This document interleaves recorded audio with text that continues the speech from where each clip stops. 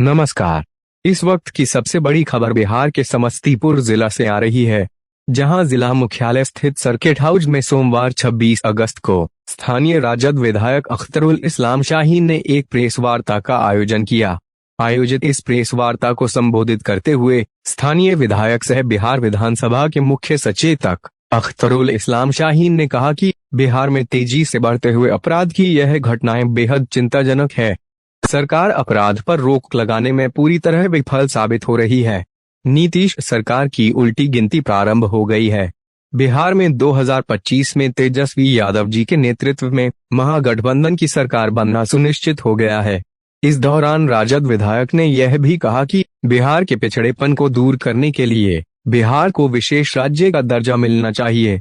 बिहार में विगत वर्ष कराए गए जाति आधारित गणना के उपरांत आरक्षण की सीमा को 65% किया गया था। केंद्र सरकार को चाहिए कि इसे संविधान की 9वीं अनुसूची में शामिल करें। उन्होंने यह भी कहा कि समस्तीपुर शहर के भोला टॉकीज घुमटी पर आरओबी के निर्माण हेतु वे लगातार प्रयासरत रहे हैं तथा दर्जनों बार इस मुद्दे को सदन में उठाया भी है। यही नहीं, वह निजी तौर पर भी 2 बार मुख्यमंत्री जी से मिलकर आग्रह कर चुके हैं तथा कई बार उन्होंने रेलवे के अधिकारियों के साथ पत्राचार तथा वार्ता भी किया है। लेकिन आज कुछ लोग जबरन इसका श्रेय लेना चाहते हैं, जो न्याय संगत ही नहीं, तर्कसंगत भी नहीं है। आज तक उन्होंने केवल बेटा बनकर क्षेत्र के लोगों का सेवा किया है, नेता बनकर कभी नहीं। आज समस्तीपुर विधानसभा क्षेत्र के विकास की चर्चा संपूर्ण बिहार में हो रही है। इस दौरान उन्होंने ट्रेन संख्या 12,557 बिहार सप्तक्रांति एक्सप्रेस का विस्तार समस्तीपुर तक करने, समस्तीपुर अनुमंडल कार्यालय से चीनी मिल चौक के बीच बने पुल के जगह पर नए पुल का निर्माण करने, शहर के बदहाल यातायात व्यवस्था को सुचारू कर जाम से निजात दिलाने हेतु आवश्यक प्रशासनिक पहल करने तथा समस्तीपुर रेल यांत्रिक कारखाना का जल्द से जल्द विस्तार करने की मांग सरकार से किया।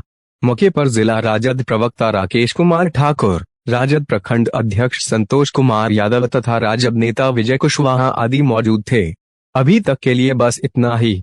नमस्कार। हमने आज तक किसी भी पत्रकार को कोई प्रेस कॉन्फ्रेंस करके यह नहीं कहा है कि भोला टाकी आरओबी हमने पास कराया। एक आध पत्रकार कोई हमसे व्यक्तिगत रूप से बात करने आए तो उनसे मेरी एक आध बात हो गई, लेकिन अगर हम श्रेय लेने के होड़ में होते तो प्रेस कॉन्फ्रेंस बुला करके हम अगले ही दिन पूरे पत्रकारों को बोलते। पूरे समस्तीपुर की एक जनता जानती है कि समस्तीपुर में भोला टाकी गुमटी के लिए कौन लगातार विधानसभा में लड़ता रहा, कौन आवाज उठाता रहा। सरकार के मंत्री लगातार खड़े होकर के जवाब देते रहे, आश्वासन देते रहे कि जल्द ही, क्योंकि 50% पैसा बिहार सरकार देती है, 50 केंद्र सरकार देती है। जो कोई भी आरओबी बनता है, रेल ओवरब्रिज, तो बिहार सरकार यह बोलती रही कि हाँ हम लोग तैयार हैं, केंद्र से बात हो रही है, केंद्र सरकार जब सहमति दे देगा तुरंत हम लोग टेंडर कर देंगे। तो ये पूरे बिहार की समस्तीपुर की जनता जानती है कौन लड़ता रहा और सरकार का आश्वासन हमेशा हमें मिलता रहा कि जल्द बनाएंगे। अगर इसमें श्रेय देने की मैंने तो कभी ऐसी बात नहीं की, लेकिन अगर कोई व्यक्ति, कोई मंत्री यह कहते हैं कि हमने मुख्यमंत्री जी से बात करके प्रयास किया, तो ये तो नीतीश कुमार जी पर, मुख्यमंत्री जी पे सवाल है। एक बड़ा सवाल है कि क्या मुख्यमंत्री जी को उस लायक नहीं समझते हैं कि वो बिहार के क्या क्या समस्याएं हैं उसका निदान होना चाहिए। जब कोई उनके निजी कोई व्यक्ति जाकर उनको बताएगा तब वो समझ पाएंगे, तब वह जान पाएंगे कि समस्तीपुर में समस्या है। पिछले 20 साल से नित्यानंद राय केंद्रीय मंत्री हैं, 10 साल से सांसद हैं, एक भी पाया लगा पाए क्या?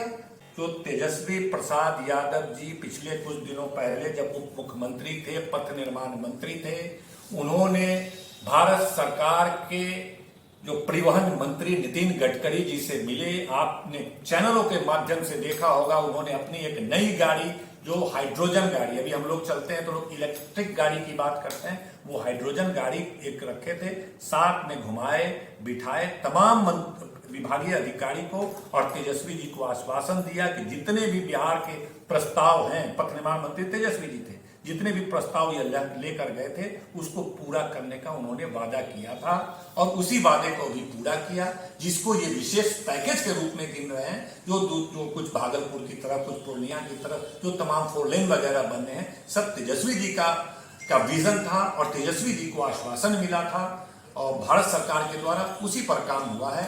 कोई विशेष पैकेज नहीं दिया गया है या पिछले साल। और ये जो 50,000 करोड़ की बात कर रहे हैं, ये 5 साल का प्रोजेक्ट के हिसाब से कहा गया है और ये 10-10 हजार करोड़ रुपया करके 5 साल में दिया जाएगा।